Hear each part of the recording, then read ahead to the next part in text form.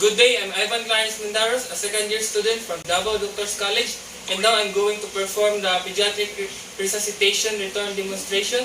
This involves a child or infant who needs immediate resuscitation. Basically, the steps in doing this procedure is just the same with the adult CPR. The only difference is the number of hands or fingers in the chest compression. So, to begin with this, we'll still have to check the environment. Make sure that the scene is safe. Next, we'll have to check the patient's level of consciousness, and if the patient is not responding, then we'll have to activate the emergency response system. Baby, do you hear me? You, in the red shirt, call 911 immediately. Baby, do you hear me? After doing that, we'll have to check the patient's ABCs to the airways, breathing and circulation. Will have to open the patient's airway. So if the patient is wearing a constrictive clothing, we'll have to loosen it up.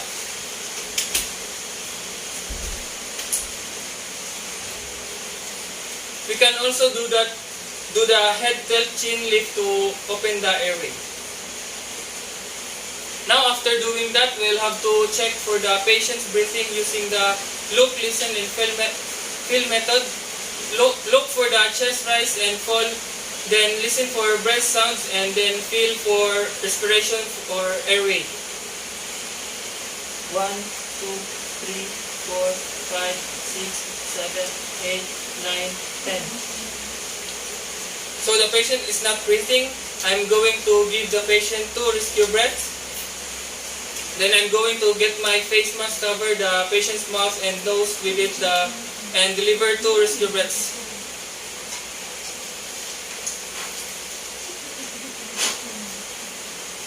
So after doing that, check again the patient's breathing and pulse. Demons 1, 2, 3, 4, 5, 6, 7, 8, 9, 10. Okay, I see that the patient is not breathing and has no pulse. I'm now going to proceed with doing the cardiopulmonary resuscitation. So my patient here is an infant. Then infants are within the range of 1 month to 1 year olds, and so in order to deliver chest compressions, we'll have to use the 2 or 3 to our fingers. So we could also do the thumb technique, wherein we encircle the baby's body using our hands and then let our thumbs rest on the chest area of the patient and then start the compression. But I'm going to use the 2 to 3 finger method and locate the lower breastbone of the patient just below the nipples, and then start giving chest compressions at the rate of 100 to 120 compressions per minute. 1, 2, 3, 4, 5, 6, 7, 8, 9, 10, 11, 12, 13, 14, 15, 16, 17, 18, 19, 20, 21, 22, 23, 24, 25, 26, 27, 28, 29, 30. After doing that, immediately give that patient 2 rescue breaths.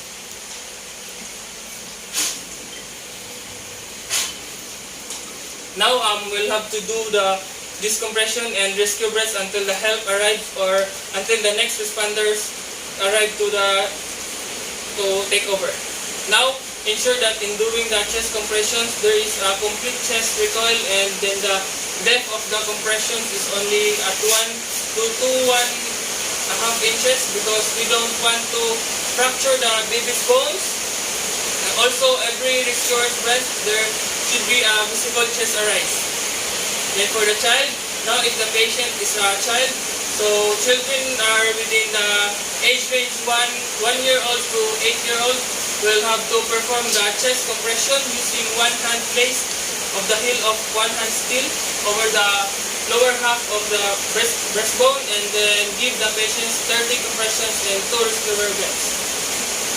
So 1, 2, 3, 4, 5, 6, 7, 8, 9, 10, 11, 12, 13, 14, 15, 16, 17, 18, 19, 20, 21, 22, 23, 24, 25, 26, 27, 28, 29, 30.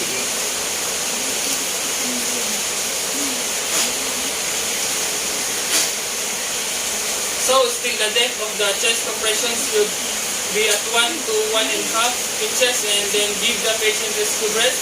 Now after doing that, continue doing the cardiopulmonary resuscitation for at least 5 cycles, and then check of the patient of signs return of circulation. 1, 2, 3, 4, 5, 6, 7, 8, 9, 10. Now if the patient already has a return of circulation, we have to place the patient in recovery position. So how we do that? The recovery position will have to place the arm that is nearest to you in a right angle, and then grab the hand that is at the further side. Place the back of the other hand on the patient's cheek, and then hold it there. Grab the further knee, flex it, and then grasp the leg to roll the patient to the side that is recovery position. After doing that, we'll have to wait for the rescue responders, and then after everything, I will have to document the procedure done.